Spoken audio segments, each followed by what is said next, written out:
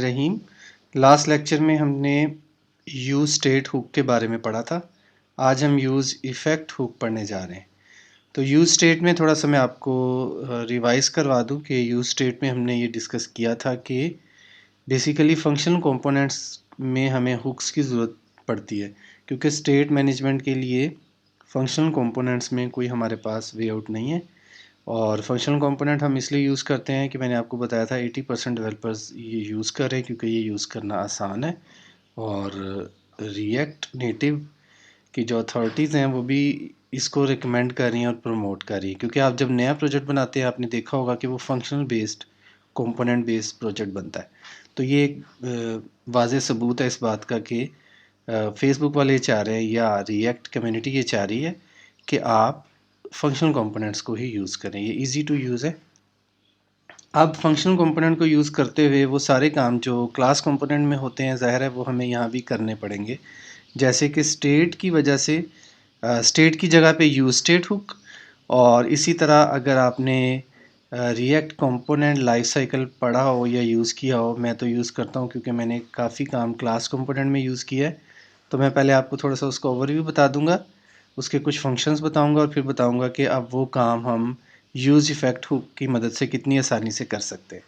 तो ये ज़्यादा डिटेल में हम नहीं पढ़ेंगे, एक सरसरी सा आपको इसका ओवरव्यू देता हूँ। ये आपके सामने स्क्रीन पे ये देखें, माउंटिंग, अपडेटिंग और अनमाउंटिंग। एरर हैंडलिंग को भी इग्नोर कर दें। दोबारा देखें, माउंटिंग, अपडेटिंग और अनमाउंटिंग।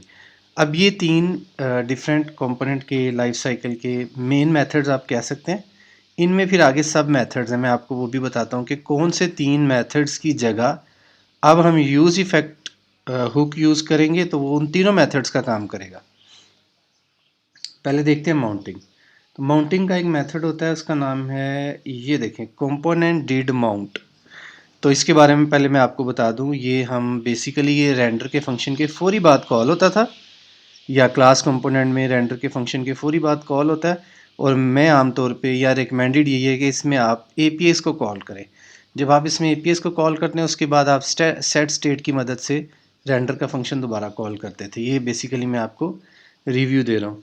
अच्छा, उसके बाद आ जाता है अपडेटिंग। अपडेटिंग में आपको एक फंक्शन नजर आएगा, ये देखें, कंपोनेंट डिड अपडेट। इसके बारे में ज़्यादा कंफ्यूज होने की ज़रूरत नहीं है, बस आप समझ लें कि ये डिड माउंट से मिलता जुलता ही है, थोड़ा सा फ़र्क है। किसी और लेक्चर में हम इसको डिस्कस करेंगे। इन फंक्शंस को हम अभी इसलिए डिस्कस कर रहे हैं कि इनकी जगह पे अब हमें यूज़ इफ़ेक्ट हुक यूज़ करना है। तो पहला फंक्शन है कंपोनेंट डिड माउंट, दूसरा है कंपोनेंट डिड अपडेट। अब आ जाए अनमाउंटिंग में। इसमें एक ही फंक्शन है, इसका नाम है कंपोनेंट विल अनमाउंट। ये कब यूज़ होता है? लाइक जब आपने नेविगेशन अप्लाई किया है, फॉर एग्जांपल आप लॉगिन के पेज से रजिस्टर के पेज पे गए, रजिस्टर के पेज से फॉर एग्जांपल डैशबोर्ड के पेज पे गए, और डैशबोर्ड के पेज से जब आप वापस आते हैं ना, तो कंपोनेंट विल अनमाउंट कॉल होता है। किस कंपोनेंट का? जिससे आप वापस आ रहे हैं। लाइक डैशबोर्ड से आपने बैक बटन प्रेस किया, या एंड्रॉयड पे हैं तो एंड्रॉयड के सिमुलेटर से बैक का बटन प्रेस किया।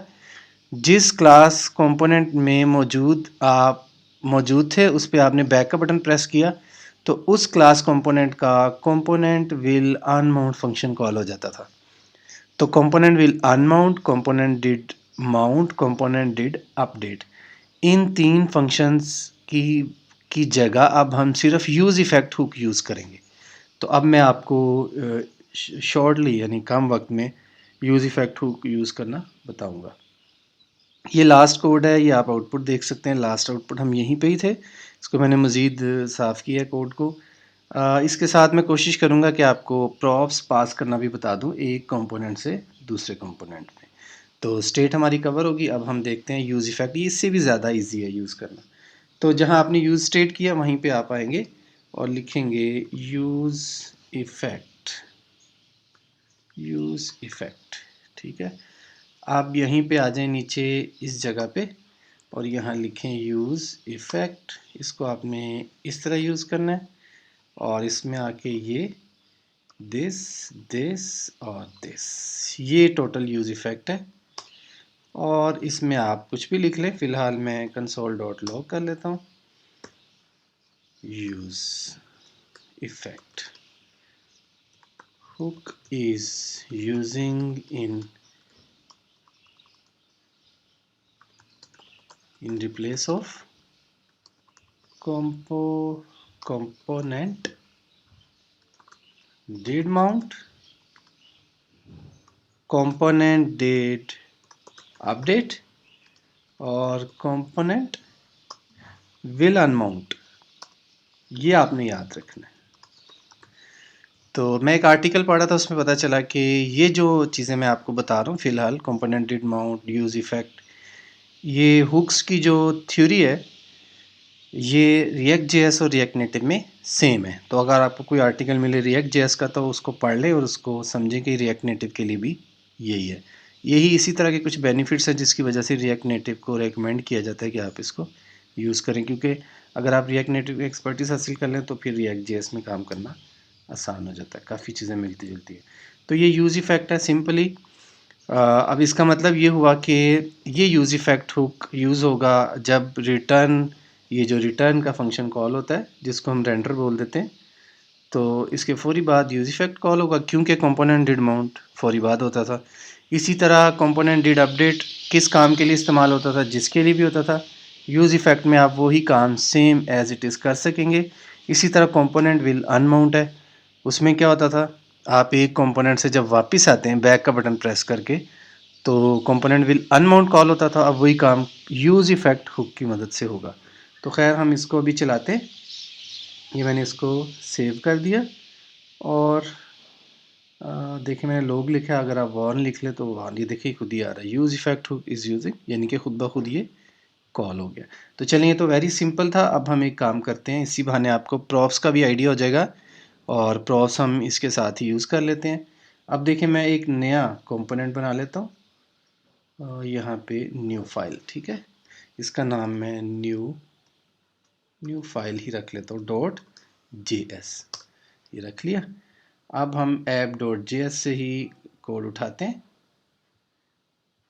इसी कोड को उठाते हैं और न्यू फाइल में पेस्ट कर देते हैं और इसमें कुछ चेंजेस कर लेंगे, ये हमें नहीं चाहिए, ठीक है, और फिलहाल ये भी नहीं चाहिए, इसको थोड़ा सा हम चेंज करते हैं बस बताने के लिए कि हम न्यू फाइल के ऊपर हैं, और इस बटन को भी ख़त्म कर देते हैं। अब एक काम करते हैं, app.js से न्यू फाइल को कॉल करते हैं और प्रॉप्स की मदद से डाटा भेज देते हैं और इधर डाटा शो कर देते हैं, बस यही। app.js में आए तो यहाँ पे आपको इंपोर्ट अदील किया हुआ है, अदील की जगह आप क्या लिखेंगे, न्यू फाइल फ्रॉम न्यू फाइल.js। अब इस सब की जगह पे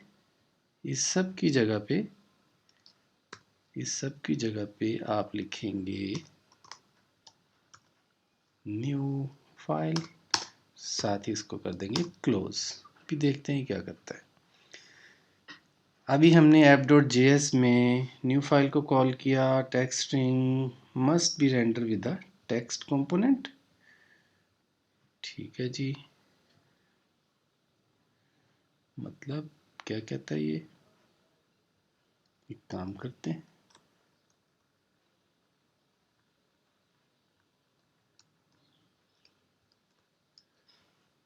पता तो चले ना एरर कहाँ पे है।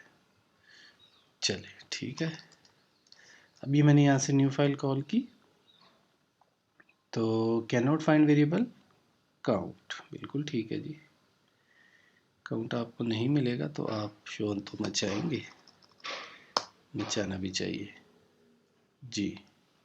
देख रहे हैं ऊपर ऊपर जो है वो पहला कंपोनेंट है फंक्शनल कंपोनेंट, उसके बाद साथ ही में new file component, we are testing use effect with props, ठीक है। अभी हमने प्रॉप्स पास नहीं किए, बड़ा आसान है ये। न्यू फाइल में आप लिखेंगे डेटा इज इक्वल टू, क्या डेटा पास करना है, आप ऐसा करें काउंट को पास कर दें, काउंट में जो भी वैल्यू ही आगे ले जाएगा, यहाँ से वैल्यू आगे ले गया। अब हम यहाँ आ जाएंगे तो यहाँ पे कैसे शो होगा, सिर्फ आप यहाँ पे लिखेंगे प्रॉप्स।